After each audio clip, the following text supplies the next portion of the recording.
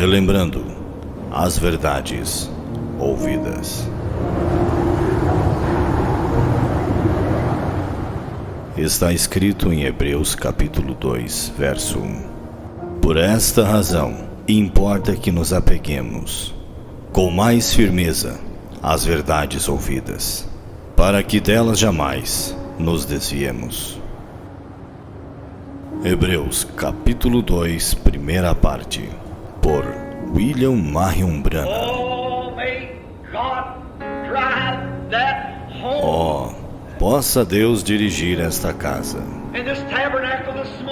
neste tabernáculo nesta manhã.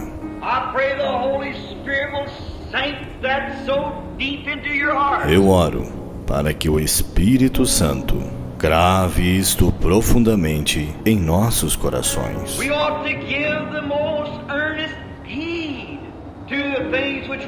Importa que nos apeguemos com mais firmeza às verdades ouvidas. Que tipo de pessoas devemos ser? Quando vemos o grande Jeová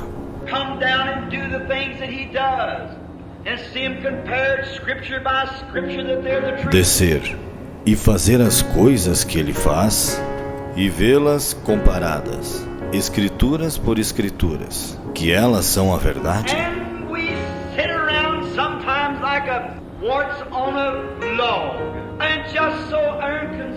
E estamos assentados às vezes como um parasita em um toco, e tão indiferentes.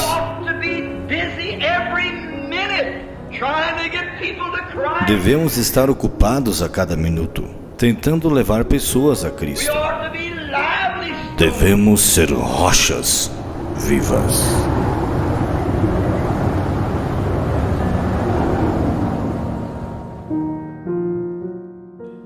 Onde que eles estão lá? Estão lá no anjo, né? O anjo da igreja de Laodiceia escreve isso, diz o amém, né? A graça seja com todos vós, amém. Isso faz bem para nós, não faz, irmãos? Faz bem para nós, sim. Faz muito bem para nós. Mas eu estava meditando nesta nova aliança. Na mensagem quando considerei o meu caminho, no parágrafo 28, no parágrafo... começando aqui, vou ver aqui, começando aqui no parágrafo 26, disse o profeta que às vezes são necessários problemas para nos fazer compreender, para voltarmos nossas esperanças para Deus, para nos entregarmos a Ele. Creio que foi Jó que considerou os seus caminhos e quis torná-los seguros. Isto aqui é uma das coisas que nós temos abordado dentro desses dias que estamos falando. Falamos sobre Moisés, como o irmão Zimildo falou aqui, e Jó considerou o seu caminho, e o profeta usa essa expressão dizendo assim para nós: creio que foi Jó que considerou os seus caminhos e quis torná-los seguros. Agora, isso é uma expressão tremenda, ele quis torná-los seguros. Será que o meu caminho, eu estou no caminho certo, e eu quero torná-lo seguro. Não apenas os seus caminhos, mas os caminhos de seus filhos. E ele veio pelo único meio que Deus criou pelo homem. Então pense, irmãos e irmãs, que parece que está fora do contexto, mas não. Nós estamos falando de aliança. Primeira aliança e a nova aliança. Será que podemos chamar da velha aliança? Sim, porque Paulo disse, envelheceu, né? Envelhece, né? A velha aliança, a nova aliança. A Bíblia diz Velho Testamento, Novo Testamento, né? Até a própria expressão lá no Antigo Testamento, lá no Velho Testamento. Porque Paulo chama velha aliança e nova aliança, Novo Testamento. Esta expressão de Jó aqui me chamou a atenção, assim como nós ouvimos falar sobre Moisés. Mas aqui, Jó quis torná-los seguros, não apenas os seus caminhos, mas os caminhos de quem? De seus filhos. E ele veio pelo único meio que Deus criou para o homem. Mediante o quê? O holocausto e sob o quê? O sangue. Porque debaixo da velha aliança tinha que ter o derramamento de sangue. Muitos de vocês têm certeza de que vocês leram a história de Jó. Podemos dizer amém que nós lemos, né? Ouvimos tanto, né? E ele disse, olha o que ele disse: meus filhos têm saído para fazer festas. Porventura pecaram, farei uma oferta para eles. Ele queria estar seguro de que estava em ordem e certo. Aqui, a consideração de Jó é assim: eu quero estar seguro de que as coisas estão bem. Eu quero estar seguro de que eu estou no caminho certo, correto. Porque quando se fala de Jó, nós vimos que Jó, quando se refere a Jó, nós olhamos o próprio Deus dizendo quem era Jó. Um homem temente a Deus, né?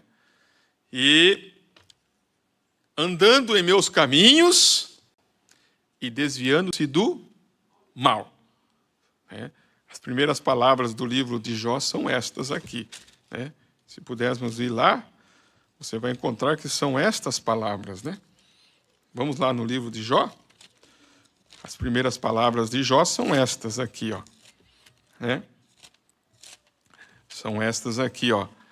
Havia um homem na terra de Uz, cujo nome era Jó. Ó, era um homem íntegro, reto, temente a Deus e desviava-se do mal. Então, ele estava andando no caminho correto.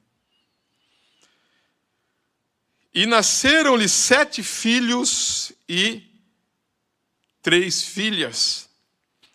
O seu gado era de 7.000 ovelhas, 3.000 camelos, 500 juntas de boi, 500 jumentas, era também muitíssimos os servos a seu serviço, de maneira que este homem era maior do que todos os do Oriente. Era maior do que todos os do Oriente. E iam seus filhos à casa um dos outros e faziam banquetes, cada um por sua vez, e mandavam convidar as suas 3 irmãs a comerem e beberem com eles.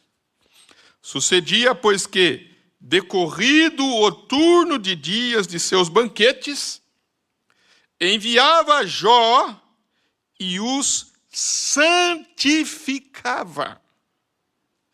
E se levantava de madrugada e oferecia holocausto segundo o número de todos eles, porque dizia Jó: porventura pecaram meus filhos e amaldiçoaram a Deus no seu coração. Assim fazia Jó continuamente. Agora veja só. Jó não fez só uma vez. Jó fazia continuamente. O profeta chama isso de que Jó considerou os seus caminhos e quis torná-los seguro, não apenas os seus caminhos, mas os caminhos de seus filhos. Amém? Agora, se vocês olharem o culto, né, que eu preguei, nesta viagem que eu fiz uma ministração ali com o pastor Ney, na cidade chamada Bonito, e eu falei exatamente sobre esta aliança, essas duas alianças. Depois, ali em Aquidauana, eu também falei um pouquinho mais sobre esta aliança, esta nova aliança. E no meio da mensagem eu citei algo sobre Jó. E nesta citação que eu citei, né, debaixo da inspiração, eu disse isto, um pouquinho com, né, mais eloquência, como de costume. Estávamos ali e pregando, né, e às vezes quando eu estou, né, fazendo uma visita para um amigo, uma igreja, então às vezes é necessário que eu me apresse um pouco mais. E quando eu estou aqui na minha igreja local, então eu tenho mais tempo para ministrar, porque eu posso fazer hoje, posso fazer domingo, posso fazer sábado. Então eu tenho mais tempo para aprofundar e tratarmos isto com mais calma. Mas isso, irmãos, ou está calmo ou eloquente, não tira a veracidade daquilo que está sendo dito. Vocês compreendem? Não tira a veracidade. Um pode ser mais eloquente, outro pode ser menos eloquente, mas a palavra é a mesma. Por isso que Jesus, né, por isso que o profeta disse que Pedro era de uma forma, né, João era de outra, André era de outra, Paulo era de outra, mas tudo movido pelo Espírito Santo.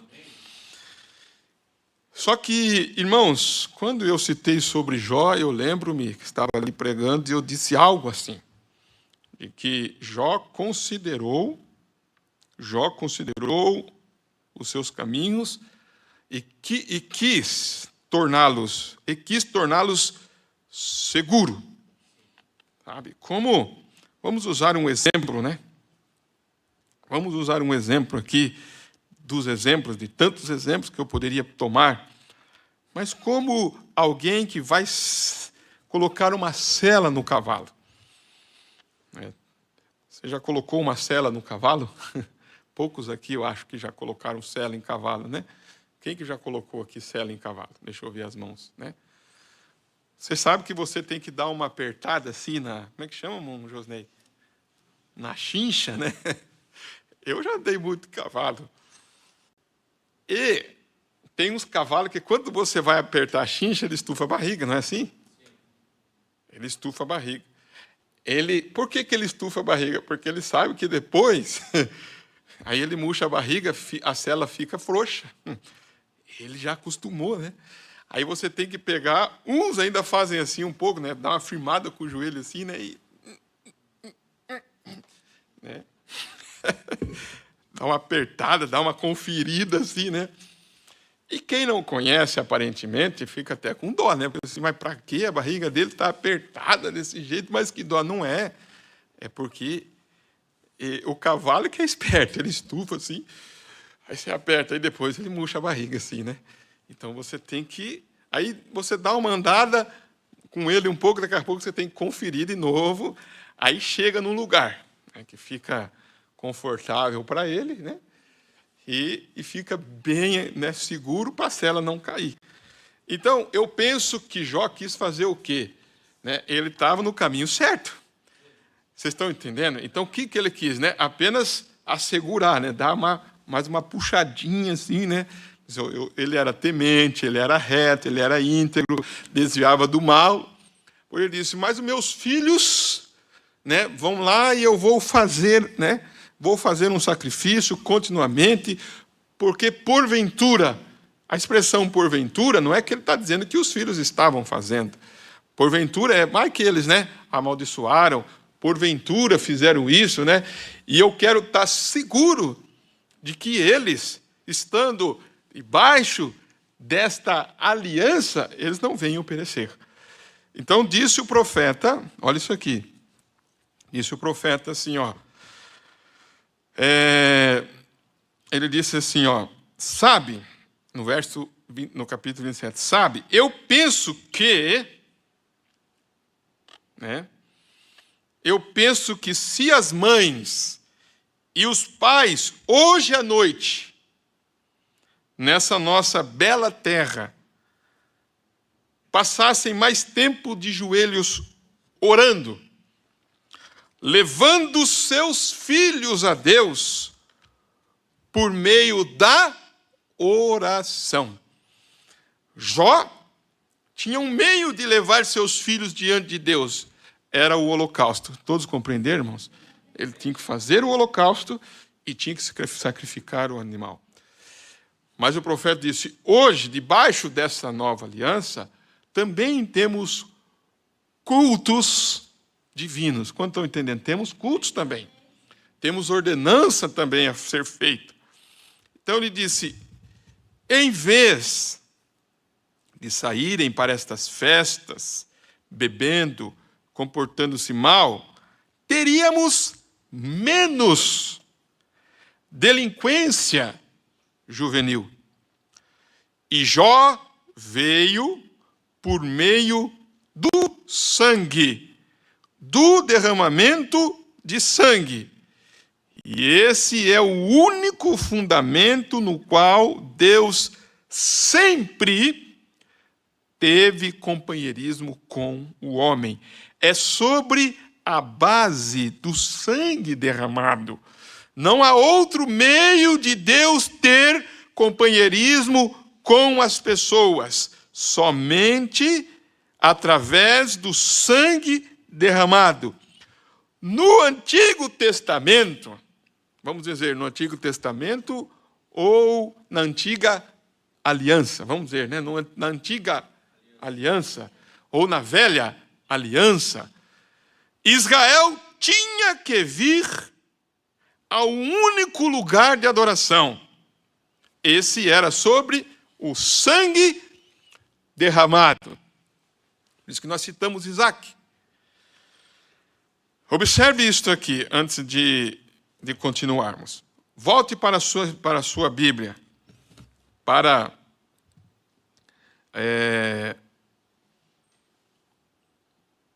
volte para a sua Bíblia. Hebreus capítulo 9.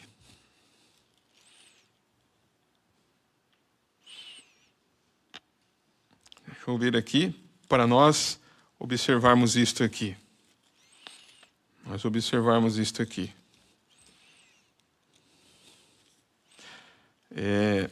Eu quero tomar aqui isso aqui. Tinha mandamentos, ordenança de culto, né? Ordenança de culto. Mas eu quero tomar aqui. Deixa eu ver aqui.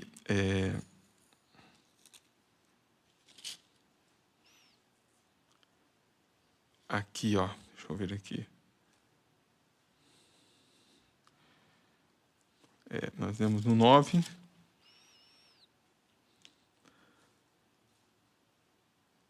Deixa eu só aqui achar uma expressão aqui, ordenança no livro de Hebreus. Mas Nós estamos lendo o... Pedi para ler aqui mesmo o... Qual que é a escritura?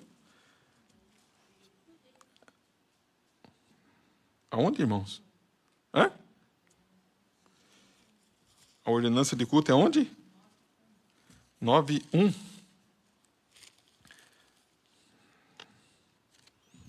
Vou ver aqui então. Tá, ordenança de culto, isto. Ordenança de culto divino, mas depois eu quero... Aí nós lemos até o verso bebidas, né? Até o verso 10, isso. Mas vindo Cristo, o sumo sacerdote dos bens futuros, por um maior e mais perfeito tabernáculo, não feito por mãos, isto é, não desta criação, nem, é aqui que eu quero que vocês vejam, nem por sangue de bodes e bezerros, mas por seu próprio sangue, entrou uma vez no santuário, havendo efetuado uma eterna redenção. Por quê? Se o sangue de touros e bodes e a cinza de uma novilha esparzida sobre os imundos os santificava quanto à purificação da carne, quanto mais o sangue de Cristo, que pelo Espírito Eterno se ofereceu a si mesmo imaculado a Deus, purificará as vossas consciências das obras mortas para servirdes a um Deus vivo.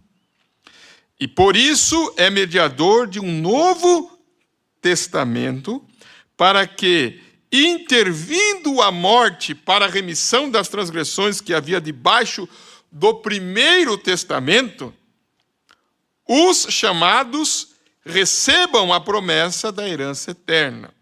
Porque onde há testamento, é necessário que intervenha a morte do testador. Porque um testamento tem força aonde houver morte. Ou terá ele algum valor enquanto o testador vive? Por isso, também, o primeiro não foi consagrado sem sangue. Então veja, quando o profeta disse aqui que o único meio, presta bem atenção, né? O único meio de Deus ter, este é o único fundamento no qual Deus sempre teve companheirismo com o homem, é sobre a base do sangue derramado. Não há outro meio de Deus ter companheirismo com as pessoas, somente através do sangue derramado. Então Paulo está dizendo que, por isso, o primeiro não foi consagrado sem sangue. Então, no primeiro tinha sangue. Se no primeiro tinha sangue, agora no novo também tem que ter o quê? Sangue.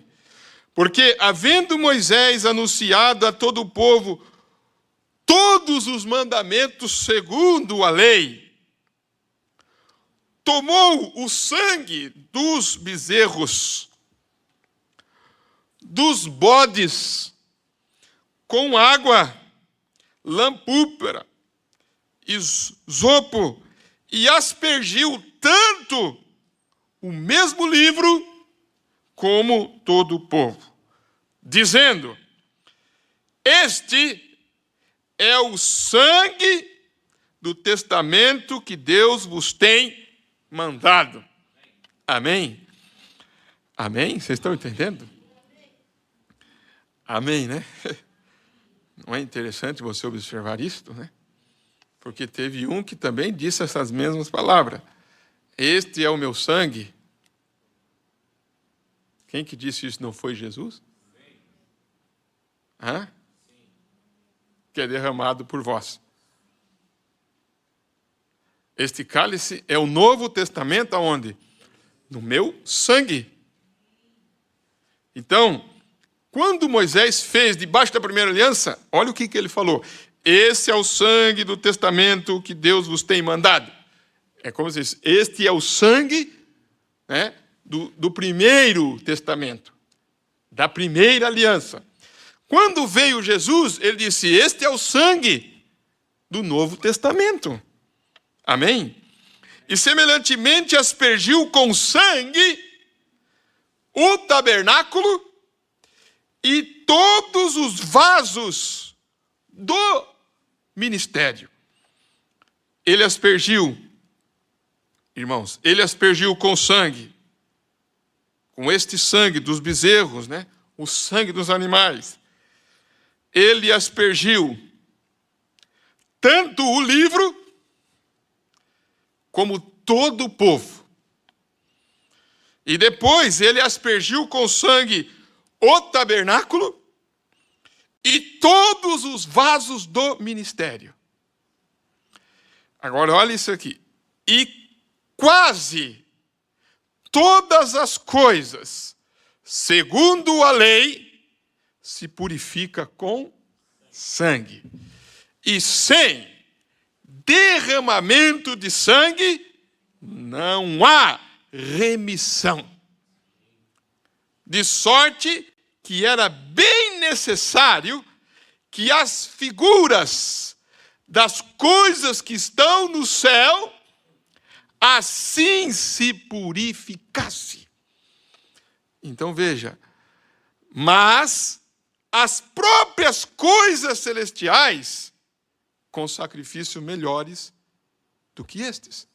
Porque Cristo não entrou num santuário feito por mãos, figura do verdadeiro, porém no mesmo céu, para agora comparecer por nós perante a face de Deus. Nem também para si mesmo se oferecer muitas vezes, como o sumo sacerdote, cada ano entra no santuário com sangue o quê? Ele chama sangue o quê, irmãos? Sabe o que é alheio, irmãos? Essa expressão alheio, né? Sangue alheio. Olha o que ele chamou o sangue da velha aliança, de sangue alheio. Agora, preste atenção, irmãos. Com esse sangue alheio, Jó fazia o sacrifício por seus filhos. Com esse sangue alheio, Jó estava considerando querer estar seguro que ele estava, porque era o pedido. Era o mandamento, era a lei, escuta essas palavras, irmãos, era ordenanças de culto divino. Agora, nós estamos com sangue alheio hoje ou não? Ele vai dizer, nós não estamos com sangue alheio. Não é um sangue alheio. É o sangue do próprio Deus. De outra maneira, necessário lhe fora padecer muitas vezes desde a fundação do mundo. Mas agora, vamos continuar a leitura. Mas agora, e você continua a leitura no seu coração, assim, firme. Mas agora, diga, mas agora, na consumação dos séculos, uma vez se manifestou para aniquilar o pecado pelo sacrifício de si mesmo.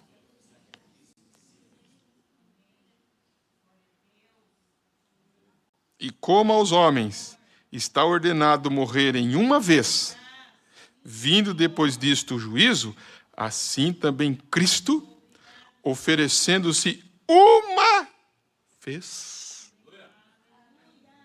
para tirar os pecados de todos? Muitos não, é todos. para tirar os pecados de muitos. Aparecerá segunda vez, sem pecado, aos que esperam para salvação. Como diz o hino, né? Está esperando-lhe. Ele apareceu e aparecerá aos que o esperam. Outra vez aparecerá. Amém?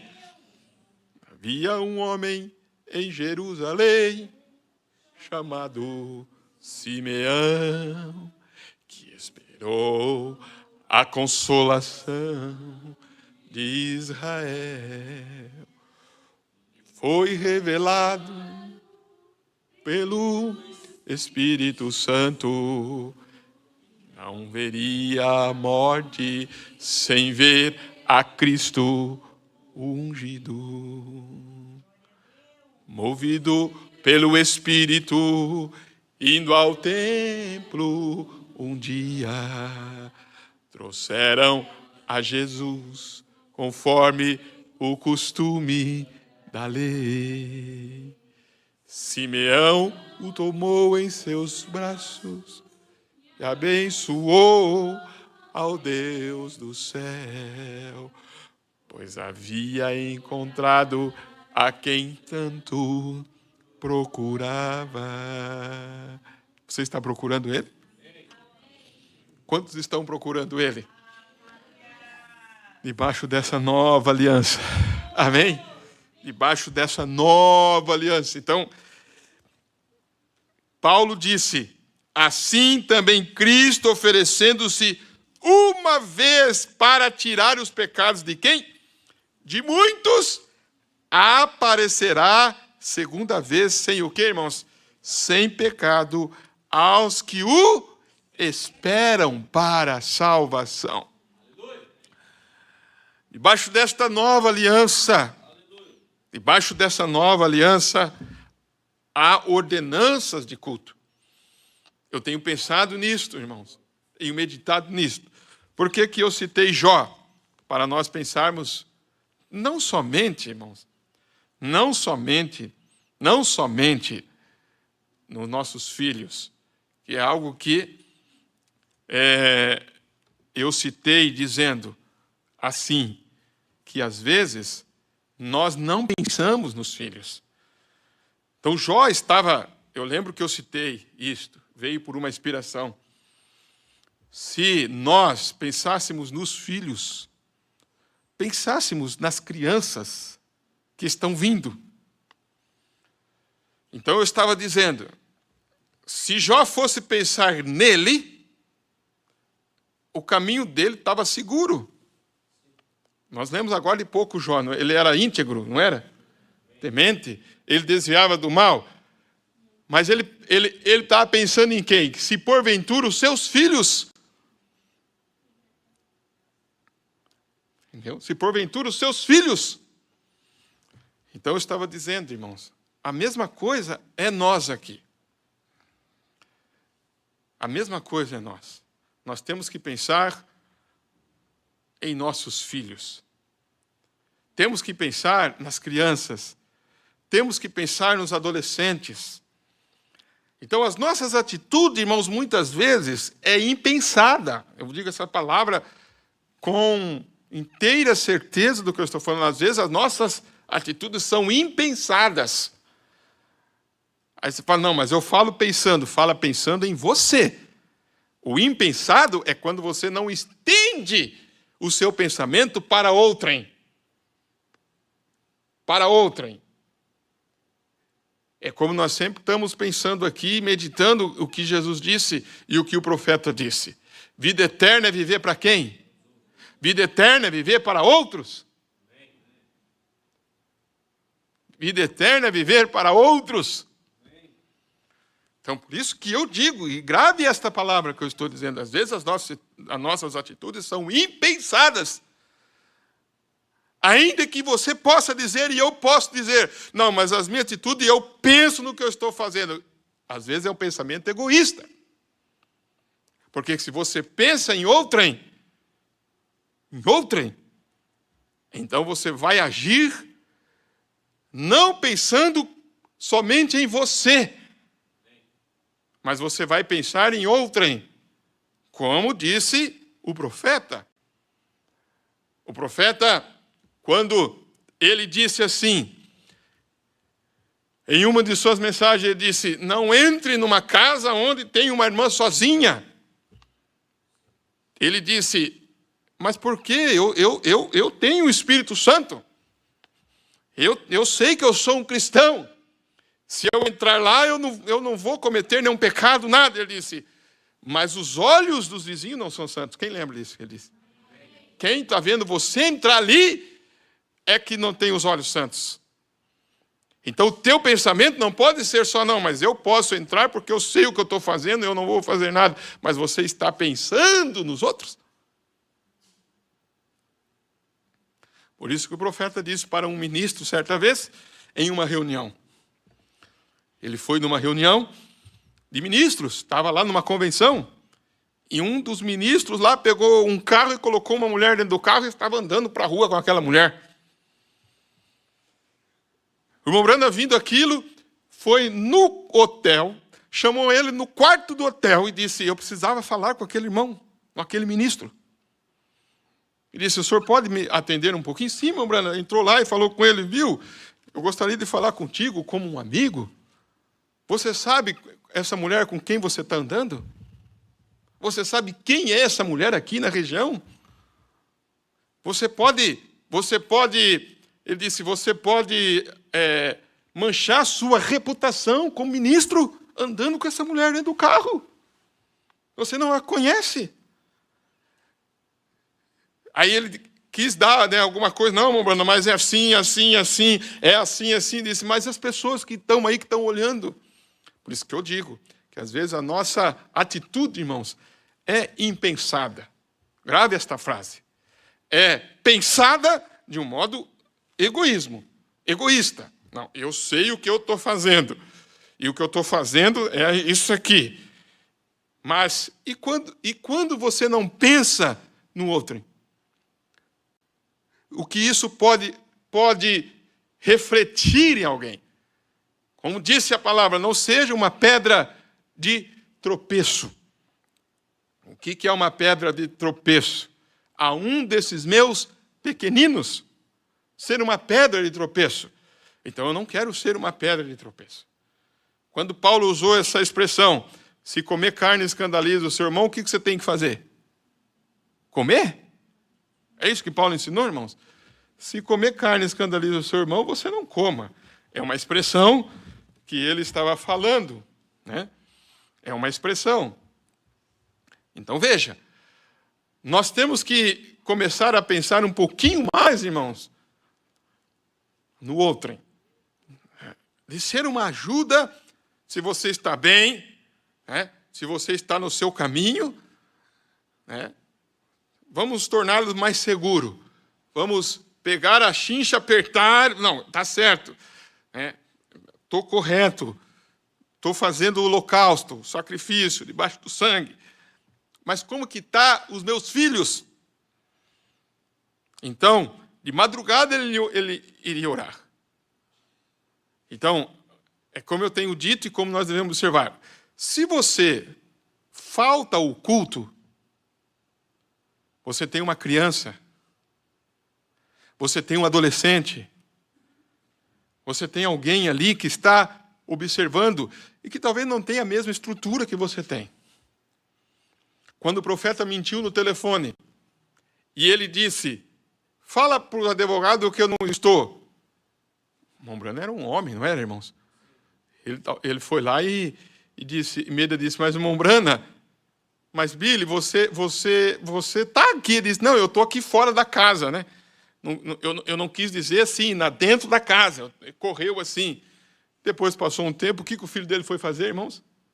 Quando tocou o telefone. Quantos lembram estão comigo aqui? O que o filho dele foi fazer? Pai, quer que eu diga que o senhor não está? Não foi isso? Quer que eu diga que o senhor não está? Então ele considerou o caminho, ele disse, olha para onde vai. Você tem pegadas que você vai colocando. Aí uma mãe disse, aquelas pegadas daquele pai bêbado no gelo, fez com que o filho saísse de casa e fosse parar onde ele estava. E ele perguntou, filho, como é que você chegou aqui? Não foi isso, irmãos? Estou certo, irmãos? E o que o filho respondeu? Porque ele via ali bêbado, cambaleando, e o filho foi seguindo as pegadas do pai. O filho estava bêbado? Mas ele foi ali, seguindo as pegadas do pai, e chegou ali. Aí a mamãe disse, ele nunca mais bebeu, não foi isso? Ele nunca mais bebeu. Ele disse, aonde meu filho vai parar? Então, se consideramos, irmãos, é bem fácil, como eu disse, nós, como disse Jesus, né? Também disse o profeta, uma das expressões mais lindas que ele viu Jesus dizer, eu me santifico por amor a eles, não foi, irmão?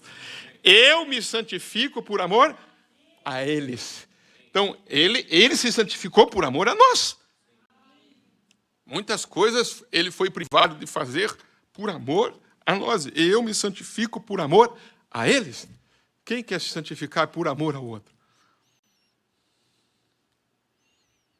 Que bom seria se a tua posição, se a nossa posição fosse essa. Você está ali no culto, você está ali presente, você está ali, né? Como eu disse, você está ali de terno, gravata, arrumado. Alguém está te vendo? Aí você fala, não, mas eu não preciso disso. Você talvez está bem como Jó, mas e os filhos dele? E os filhos? Se você ser uma boa influência para alguém, você não. Por que você está assim? Por que você faz isso? Eu sempre pensei nessa expressão, irmãos. Vida eterna é viver para os outros. Aí eu ficava pensando, vida eterna é viver para os outros. Como? Aí veio, irmão, você vai meditando nisso. É assim, ó, quando você tem vida eterna, você está seguro, não está? Vocês entenderam, irmão? Se você tem vida eterna, você está o quê? Seguro. Você não está perdido, você está salvo. É como se você, como não? Você está com a sua passagem garantida, amém? Quantos estão entendendo isso? Você tem vida eterna, você está com a sua passagem para o céu, de que forma? Ouviu isso, irmão? Garantida. Se a tua passagem está garantida para o céu, o que você vai fazer? O que você vai fazer se a sua passagem está garantida para o céu? Vai sentar na sua casa, tranquilo. Eu estou garantido. É assim? Não é assim. Não, eu estou garantido. Eu estando garantido, eu vou tentar ajudar alguém para que ele também chegue. Por isso quer dizer vida eterna é viver para os outros. Vida eterna é viver para... Então, você está garantido. Você está seguro. Você sabe, não, eu sei em quem eu tenho crido. Mas e o meu irmão? Mas é minha irmã. Então eu vou ajudar ele. De que forma? De que forma? Entendendo? Disse o irmão Pierre Gris, né? Que o irmão Brana era um bom atirador de dardos, não é assim? Não era, irmãos? Só que quando ele ia brincar com ele sempre deixava os outros ganhar. Aí você é um bom atirador de dardo. Aí a sua atitude, a sua forma de se vestir, a sua forma de andar, a sua forma de falar. Alguém fala, olha como alguém está ganhando com isto.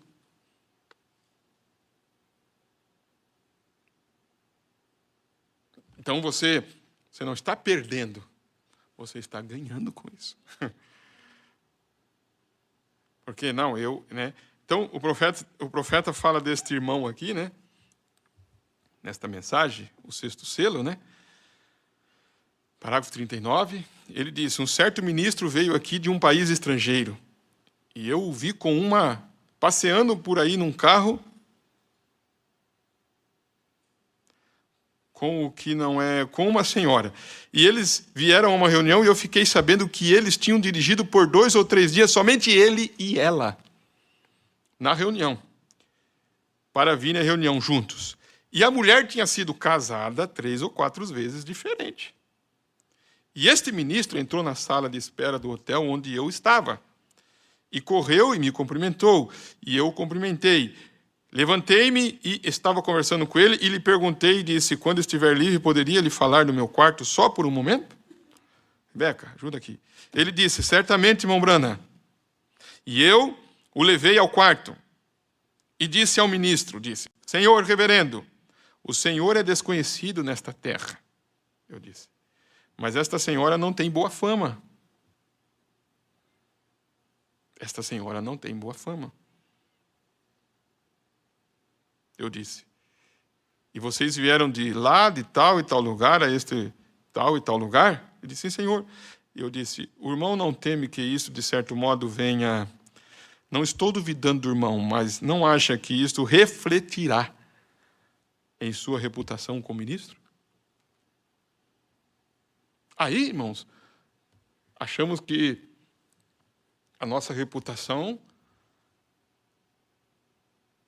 não pode ser manchada pelas companhias que andamos, pelas amizades que temos, pelas conversas que temos. Não acha que nosso exemplo deveria ser um pouco melhor? Isso ele falou para um ministro. Aí você vê ministros fazendo isso, fazendo aquilo, e aquilo, e aquilo. Como é que fica a reputação desse ministro? Não acha que a reputação dele não podia ser um pouquinho melhor?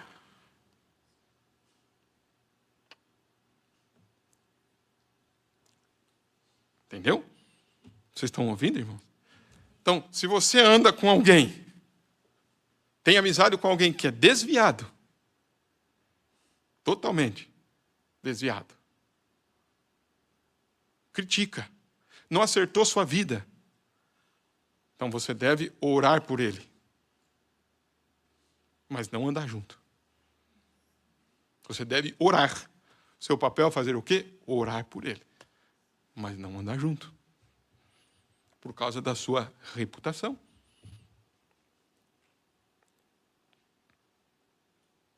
Tem que se cuidar. Olha o que ele está dizendo. Não acha que nosso exemplo deveria ser um pouco melhor? Ele disse, esta senhora é uma santa. Eu não duvido disso, mas disse, mas irmão, o negócio, o que ele vai dizer? O negócio é que nem todos que olham para ela são santos. Veja, quem vê o que vocês estão fazendo? Quem está olhando o que você está fazendo? Quem que está olhando o que você está fazendo? O seu ato de... Por isso que eu disse, o seu pensamento, o meu pensamento, não estou dizendo este ou aquele, estou falando nosso, colocando todos nós juntos. Como que eu devo agir, como que eu devo fazer, como que devemos agir.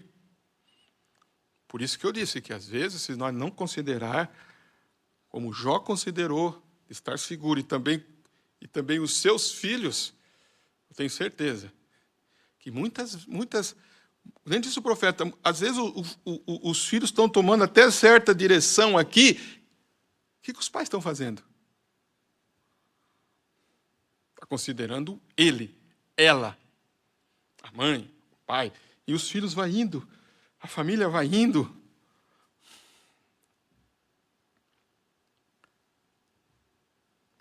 E eu tenho pensado nisso como ministro, como pastor.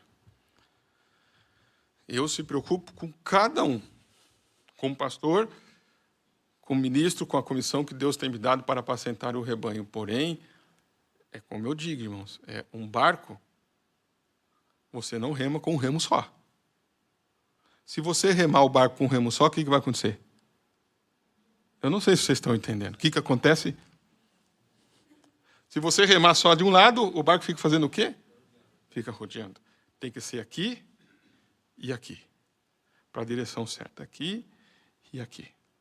Aqui e aqui.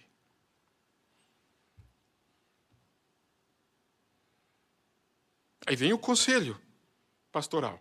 Vem o conselho da palavra. Chega em casa, você faz diferente do que está sendo aconselhado. O que você quer? Mas às vezes o fazer diferente, irmãos, É exatamente isso. O fazer diferente, igreja, é exatamente isso. É eu pensar em mim. E às vezes a condução do seu lar, da sua vida, você está pensando em você.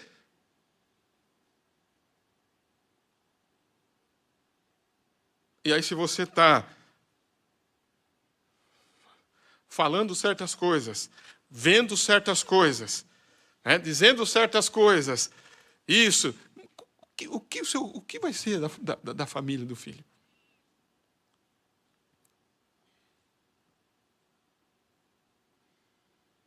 Escuta aquilo e faz totalmente diferente do que é orientado. E ainda fala para um irmão, para outra irmã. Não, eu não vou falar com o pastor. Mas o que você está pensando? O que você pensa da vida cristã? Além de você não fazer, ainda está incitando o outro a fazer errado? Ainda está incitando o outro a errar? Dizer, não, eu não falo, eu não peço conselho.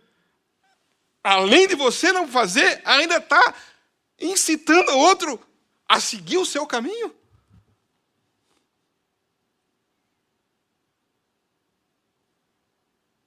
A seguir o seu caminho? Isso é considerar? Considere.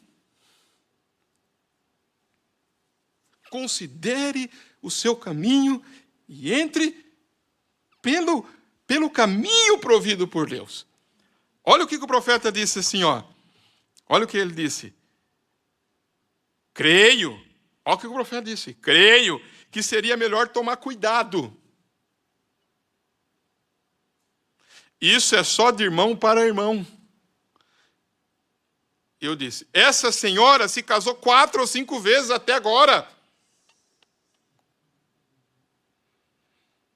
Então é bem fácil legalizar, irmãos, o pecado. É bem fácil legalizar o erro. Como eu preguei certa vez.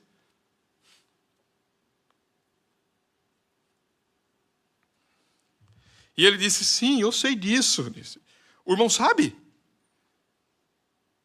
Eu disse, o irmão não ensina isso em sua igreja, aonde mora? Ensina quanto a isso? Ele então disse, não, mas, disse, sabe, eu tive uma visão disso, irmão Brana. Aí vem usar razoamento. Eu tive uma visão disso, irmão Brana. Eu disse, bem, isso é ótimo. Ele disse, o irmão não se importa? Disse, creio que poderia corrigi-lo um pouquinho em seu ensinamento acerca disso. Eu disse, muito bem. Ele disse, eu ficaria contente de saber disso, Senhor. Se o Senhor quer me orientar, quer dizer para mim, pode. Ele disse, bem, disse, irmão, sabe, nesta visão, ele disse, eu estava dormindo. Eu disse, sim. Eu vi então que foi um sonho, não foi nem visão. Você entendeu? Ele não foi. Eu estava dormindo, aí eu disse. Ele disse, minha esposa, disse, ela estava vivendo com outro homem e sendo infiel a mim. Então ela veio a mim e me disse, ó, querido, perdoa-me, disse. Eu sinto muito por ter feito isso. Serei fiel de agora em diante, disse. Naturalmente, eu amava tanto que simplesmente a perdoei. Tudo bem, então. Sabe de uma coisa, então? Recebi a interpretação da visão. Aquela era essa mulher. Certamente ela foi casada e assim por diante, e todas estas vezes, disse que não tem problema ela se casar, porque o Senhor a amava tanto. Quem que está conduzindo aí para mim? Ela pode se casar tantas vezes quanto quiser. Eu disse, sua visão foi muito doce. Mas foi bem distante do caminho trilhado aqui. Eu disse, isso está errado, veja. O irmão não deveria fazer isso. Sim, isso, está vendo? Então é bem fácil virmos com as nossas visões, com os nossos sonhos, com os nossos entendimentos, fora do caminho do Senhor. Então eu gostaria que a igreja, nesta noite, os irmãos que estão me acompanhando, recebessem esta palavra nesta noite. eu tenho tido uma preocupação como pastor, como ministro, com um remo na mão, e você, como família, tem que ter um remo também, com os filhos, com os adolescentes, com nossos jovens, com nossas crianças, da forma que estão crescendo. Eu tenho uma crescendo lá em casa, 6 anos de idade. Como disse o profeta, na mensagem de acusação. Quando ele foi falar, ele disse, eu tenho uma Rebeca, eu tenho um Billy Paul. Então, muitas coisas eu não tenho que pensar só em mim, como um homem que vou fazer 50 anos de idade. Fazer 50 anos de idade. Você não tem que pensar em você como uma mulher, não, mas eu já estou tantos anos de idade.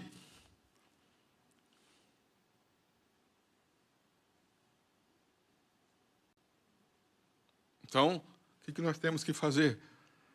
Por isso que, irmãos, temos os nossos trabalhos. Parece nada, irmãos. Mas os trabalhos que tem com as crianças, que nós estamos tendo com as crianças, às vezes no nosso pensar, como adultos, não é nada. Para eles, é de grande ajuda. Para eles, eles estão crescendo, irmãos. Eles têm que enfrentar a escola. Eles têm que enfrentar este mundo cibernético aí.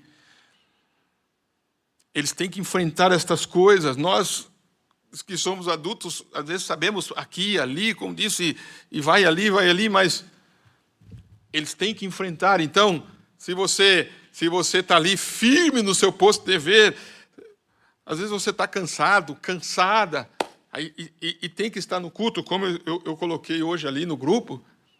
A igreja, como é que está lá no grupo? Lá, a igreja, quem lembra? Quem leu lá no grupo lá? Vocês leram, não leram, irmãos? Disse assim, né? A igreja, por isso disse que não era cristã. Veja, a igreja não te converte num cristão. A igreja não te converte no cristão. A igreja simplesmente ajuda a gente a ser cristão. Lhe ajuda a permanecer naquilo a qual tem nascido. A igreja lhe ajuda a manter sua experiência enquanto tem companheirismo com irmãos e irmãs de fé igualmente preciosa. Cultuar, ter o culto divino, escutar a palavra, adorar a Deus, vir para o altar aqui com a sua família. Quantas vezes seu filho vê você vir para o altar aqui? Mas eu não preciso vir para o altar para dizer que eu sou cristão. Eu não preciso vir para o altar para dizer que eu sou crente. Você tem vida eterna? Então pensa nos outros. Pense em alguém que talvez vai ver você ajoelhado ali e vai ter ânimo de dizer, eu também vou lá. E ele vindo aqui, você talvez não precisa, mas ele precisa. E ele vendo você, você vai ser uma influência para alguém. Não quer você ser uma boa influência para alguém? O profeta pregou a mensagem de influência. Agora, que tipo de influência quer ser? Uma influência de alguém? Eu não preciso. Ou a influência de alguém? Eu não vou. Ou a influência de alguém? Não, eu. Alguém está te olhando, como o Brando falou para esse ministro. Alguém está te olhando. Alguém está te vendo. Você já parou para pensar nisso? Alguém está te vendo. Agora eu quero dizer, como o Brando disse, eu estou falando de irmão para quê? De irmão para